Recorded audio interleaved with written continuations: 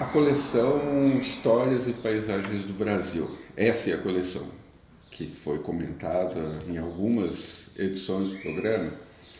Essa coleção, ao que parece, muito bem sucedida do ponto de vista comercial, do ponto de vista do interesse dos leitores, porque foi publicada em várias edições, então, ou várias versões, né? Melhor dizendo, em capa dura, como essa aqui.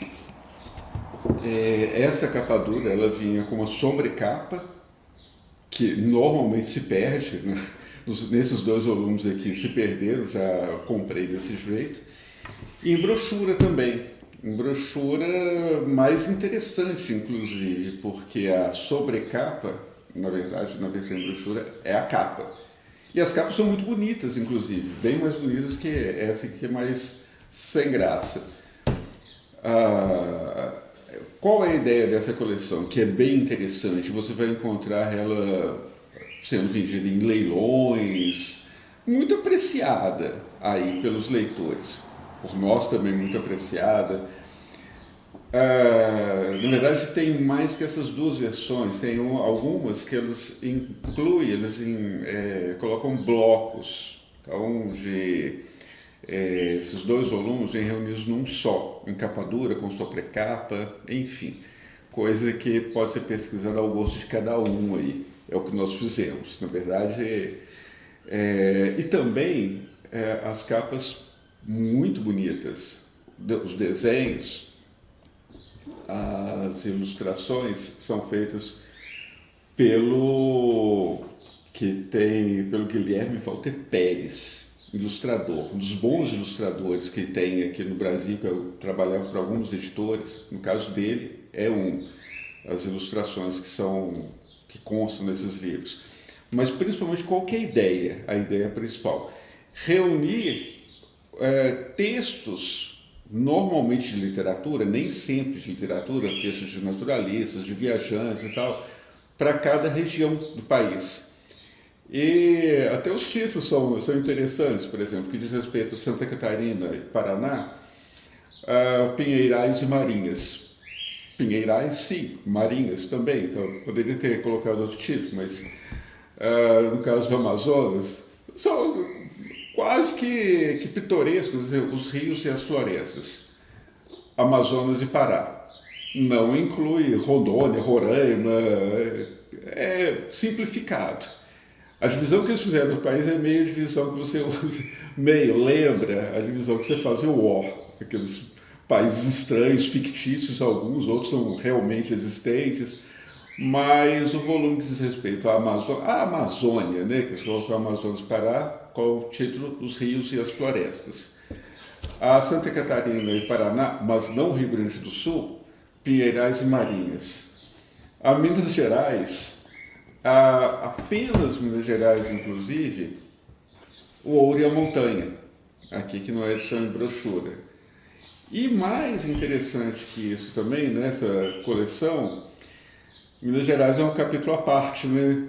A brincadeira de algumas pessoas assim, de que é um país à parte. É muito peculiar mesmo, talvez justifique que o volume 9 seja apenas dedicado a Minas Gerais.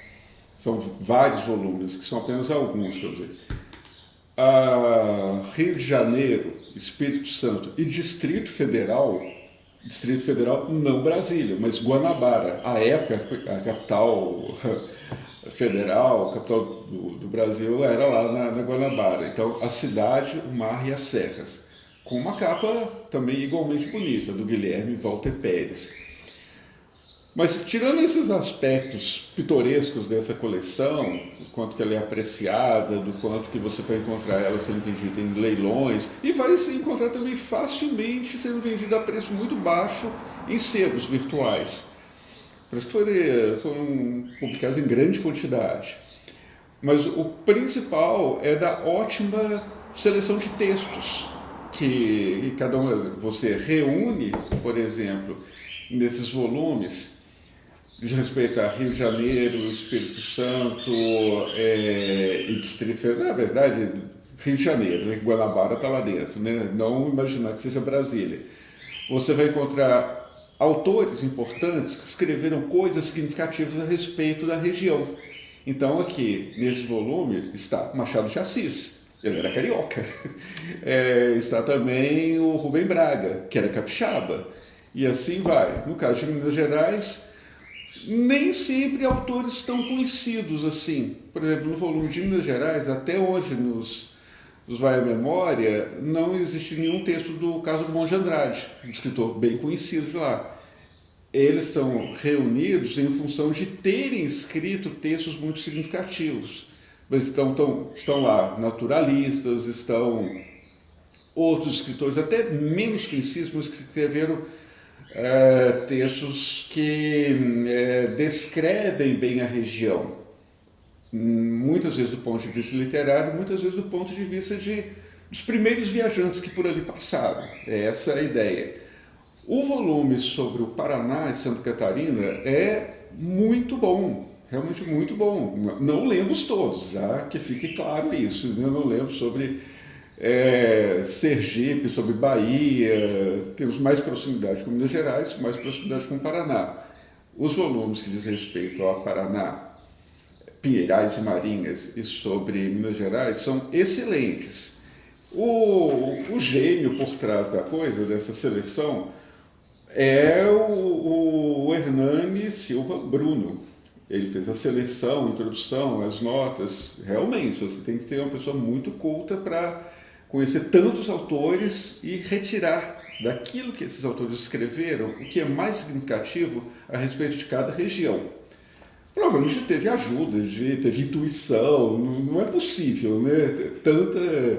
Uma capacidade tão grande assim. E o resultado é excelente. Por exemplo, nesses dois volumes, um que diz respeito ao Paraná e Santa Catarina e outro que diz respeito a Minas Gerais, alguns volumes da coleção foram direcionados para um único estado, por razões mais ou menos óbvias, né? Então, um volume apenas para o Rio Grande do Sul. São Paulo também teve um só volume, Minas Gerais também específico. Mas é interessante a seleção que foi feita, é bem interessante a seleção que foi feita desses textos. Novamente dizendo, não necessariamente literatura, mas com qualidade literária muito boa. Alguns viajantes, alguns Saint-Hilaire, um naturalista que percorreu o Brasil quase que inteiro há alguns séculos atrás, escrevia muito bem. Então tem valor literário, além de um valor na área específica, né, de biologia, botânica, etc. Mas, enfim, a qualidade desses livros respeito à seleção que foi feita. Então, Minas Gerais, você vai imaginar associar Minas Gerais a escritores como Carlos Drummond de Andrade, como, mais recentemente, a Fernando Sabino, Paulo Mendes Campos. Não entram aqui. Dos mais conhecidos escritores mineiros, o único que entra nessa coleção é o Guimarães Rosa, que é um escritor muito regionalista. Aí também não tinha cabimento ele não estar na coleção. Mas os outros, aí Mário Palmério, talvez um pouco mais conhecido, Rodrigo Otávio, João Lúcio, Afonso Arinos, um pouco mais, não é em função da importância do escritor, mas do significado do texto. Isso no volume sobre Minas Gerais, chama um pouco a atenção isso.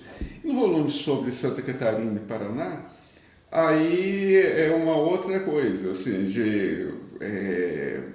você tem o Saint-Hilaire também ali, né, já que ele viajou pelo Brasil inteiro, escreveu sobre cada região em particular, mas a partir de alguns autores aqui, os textos são tão bons que você é levado a ler mais sobre eles. Vou ler sobre alguns que são muito acima da média, que não têm talvez a fama que deveriam ter. O José Cruz Medeiros, um deles, o Guido Vilmar Sassi, outro, Salim Miguel, talvez, mas textos igualmente bons. O nível é sempre muito alto, sempre muito interessante.